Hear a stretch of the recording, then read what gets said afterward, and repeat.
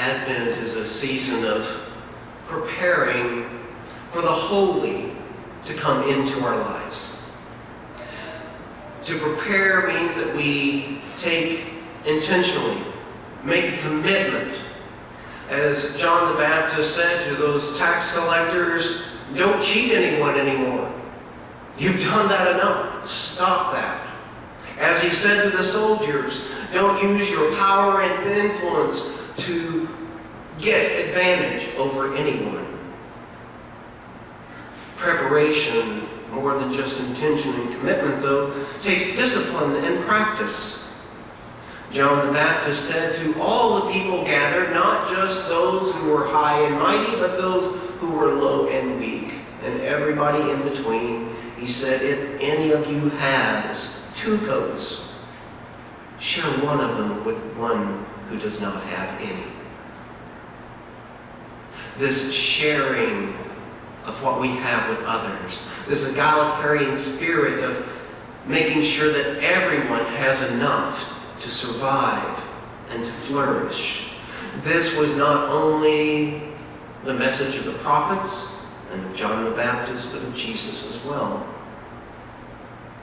Love and peace are 2 of the primary virtues that we need to prepare for and practice during this time of Lent, of Advent. Advent is this season in which oftentimes we forget about its true nature. We get caught up in the spirit of that which we anticipate as the next season, Christmas. And Christmas doesn't begin until December 25th, and it goes for 12 days. Advent goes for a longer time because it takes more time to prepare than it does to actually act out. Preparing for love and peace is not only to happen towards our family and our friends, though that's often what gets talked about during this season, but also towards acquaintances and strangers and even enemies. No one can be seen as anything less to us than as our sibling, our mother, our father, our son, or our daughter, if love is to reign in our lives. How easy is that? To treat others, all others, as we want to be treated ourselves. Oftentimes we conjure up this image that love and peace is something that's just going to happen to us, that it's going to come from on high and it's just going to infiltrate our lives and we don't have to do anything about it. But the fact is, love and peace take a lot of work. It's not easy. It's not comfortable. How comfortable is it to live in love and peace with those whom we fear, those whom we don't trust, or even those who have harmed us? Is that comfortable? Christ loved all, and we are to go and do likewise. Christ sacrificed his own ease and comfort, even his own life, to help create peace, to help people in the wider society recognize that it's more important to help the whole than to just look out for yourself. This magnanimity is what we are to prepare for, commit to, and practice in the season of Advent as we prepare for the holy to come into our lives. How prepared can we be if we haven't done these things? How can we let the holy come into our lives if we're not willing to approximate the holy in our daily lives? This is the holy we are to receive into our lives, just as if we were to gently receive and tenderly care for a newborn baby. The story of Christmas, of Jesus coming, of God being incarnate in a tender child, is a metaphor for how we need to look at each other and treat each other. That if we cannot see in all the people here gathered, all the people out there on the streets in State College, all the people in different countries, all the people whom we might consider as enemies, if we cannot look at them and see a child of God, a brother and a sister to us, a mother, a son, a daughter, a father. If we cannot see that person as somebody who is in need of loving, tender care, just like we ourselves, then we have not yet prepared ourselves. How easy is it to look upon those whom we may see as threats to our livelihood? How comfortable is it to treat them like family? Do we do this for immigrants and asylum seekers? Do we do it for ethnic and religious minorities? Do we do it for those whose sexual identity or orientation is different from our own? Do we do it for those whose political beliefs are contrary to ours? You see how hard it is, how discomforting it can be to be at love and peace with one another. Love and peace do not come easy. You may have heard the song that Ringo Starr sings, "It Don't Come Easy," which talks in that song about love and peace, interestingly enough. I want to read for you a few lines that he says in that song. I can find that. There we go. In this song, he says, "It don't come easy. You know it don't come easy." And then he goes on to tell us what it is that does not come easy. If I can get my thing to quit trying to sign into a Wi-Fi network here and get to the page, will be good.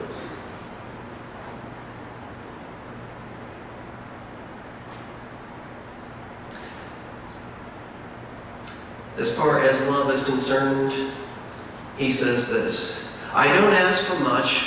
I only want your trust. And you know it don't come easy.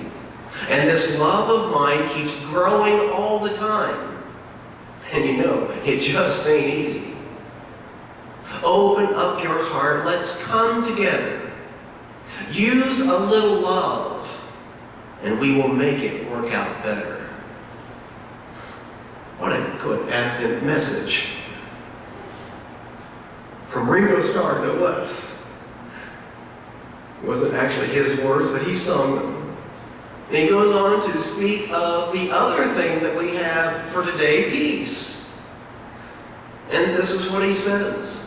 Peace, remember, peace is how we make it. Here within your reach, if you're big enough to take it. I've always interpreted that big enough to take it mean that you've got the power. Maybe that's the way he meant it, but I think that it really means whether we have the spiritual power, not the economic or the worldly power. If we're big enough to say that we'll take peace, even if it means that we may have to suffer and sacrifice for it, I think that's maybe a little bit better interpretation of that. Are we willing to grab on to a peace that has been there all of our lives if we just grab onto that peace and say, I'm going to act by peace no matter what? Or are we going to do what often, I've been there myself, we do because of fear, that we don't really grab onto peace because we're afraid that if we do, we might get taken advantage of, somebody may do something to harm us or our families. If we act in peace towards all people, because you know you can't trust those other people. The ways of the world would tell us, you got to earn your trust. But the way of Jesus is, if you love one another, if you want to make peace in the world, you've got to give trust. You've got to be willing to trust. People don't have to earn it if you really love them. Right? Does your son or daughter need to earn your trust for you to love them? Do they need to earn it for you to wish them peace? I don't think that's probably true, is it? And so if we take that approach towards anyone else, we're not doing it as if we would do it if it was our own son or daughter, our own mother or father. You see, trust, that may be where it all comes down to.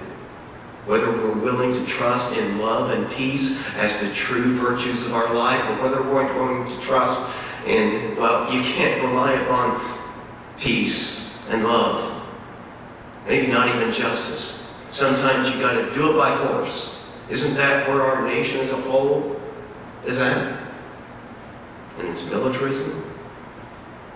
And it's incarceration of people who are bad people. We separate people who are bad people versus good people, but the fact is we're all both good and bad, each and every one of us. There is no distinguishing.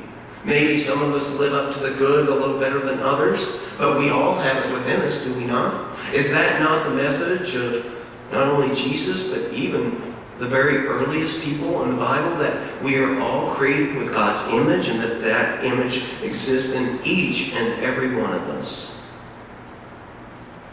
Trusting others is not easy. Growing in love is not easy. Do you not agree? Peace of reaching out for it when we have fears and suspicions may be difficult to grab hold of.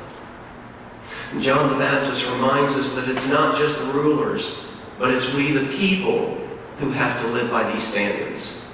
It's easy to put the blame on those who are in power, and quite honestly, there's some of whom we need to hold accountable for their policies, because the policies are not in accordance with love for others. They're not in accordance with making peace in the whole world, but rather advantaging certain people over other people.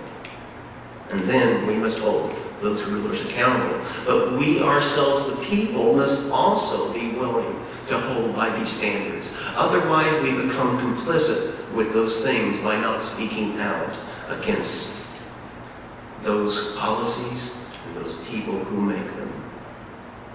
We, the people, are the people who can make a difference in this world. Whatever policies that government may have, we have to ask, is it the right thing? And so, as we, the last couple of weeks, has seen that we have met at the border of our country, our southern border. We have met those who have been seeking asylum, looking to immigrate into our country with guns and with tear gas. We have to ask the question, are we willing to abide? Because even if the policy has been made from the higher ups, it is we the people like ICE, who must say yes or no, I will do this or I won't do this. It's up to each one of us to say whether it's the moral thing to do. Just because somebody commanded you to do it doesn't mean you have to do it, right? You have to use your conscience. For soldiers who go and instead of bringing aid to those who have trekked many miles through desert conditions, thirsty, starving, rather than bringing aid, they bring guns. Do we have to agree with policies simply because somebody made them?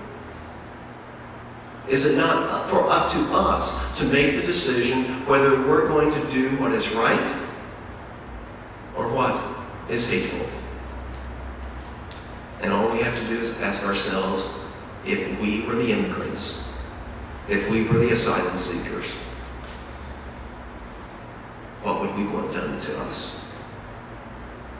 If we do not see in this season, the season in which we remember the coming of Jesus as a little child whom the authorities said, we need to get rid of this and all other children so that they can't take my place, Herod said. Herod, the very same one who ended up beheading John the Baptist because John the Baptist spoke against him and called him to task for the evils that he had done. The very same one wanted to kill all the children in Bethlehem Isn't that the way the story goes? And that Jesus and Mary and Joseph had to flee the country, become immigrants, become refugees, become asylum seekers. And they found asylum in Egypt, of all places. Interestingly enough, the places that had held their people captive centuries before. Where's the compassion? Are we to be better than those of long ago? Are we to be better than the Herods of the world? Are we going to be kind like those who welcomed Jesus and Mary and Joseph into a new land and said, we will take care of you for as long as you need us to do so? What do each of us need to do in order to not harm others, to not be complicit with the harming of others made by others? How are we going to look out for everyone's interests and not simply our own? Will we have to give up nationalism, white privilege, militarism, manifest destiny, distinguishing between citizens and non-citizens, legals and illegals? One of my professors, Elie Wiesel, once said, no one is illegal. No one. No one is illegal. So whenever we hear that rhetoric that these are illegal people, how is that possible? It's simply not. Not if you have a heart of compassion, of love, of being at peace with one another. It's simply impossible to look upon somebody and say, you're illegal, if you love them and that you try to create peace for them. And this is a message that we as Christians, especially in this country, need to heed in these days where we're hearing this rhetoric on a daily basis. No one is illegal. No one.